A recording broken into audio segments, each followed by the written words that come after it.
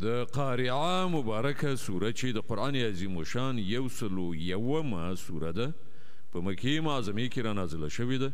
11 مبارک آیاتونه لري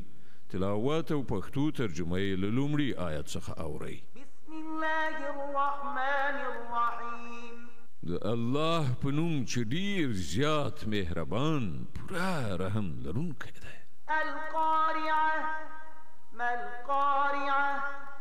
سخته ټکوونکې پیښه څه ده هغه سخته ټکوونکې پیښه وما ادراك ما القارعه ته څه پوهیږې چې هغه سخته ټکوونکې پیښه څه ده يوم يكون الناس كالفراش المبثوث وتكون الجبال كالعهن المنفوش ورځ چې کله خلک د خورو ورو پتنګانو غوندي او غرونه د رنګارنګ نه د افیشو وړیو غوندي شي فأما من ثقلت موازينه فهو في عيشة راضية بیا چې د چا د نیکو اعمالو تله درنه وي هغه به په زړه پورې خوندونو کې وي وأما من خفت موازينه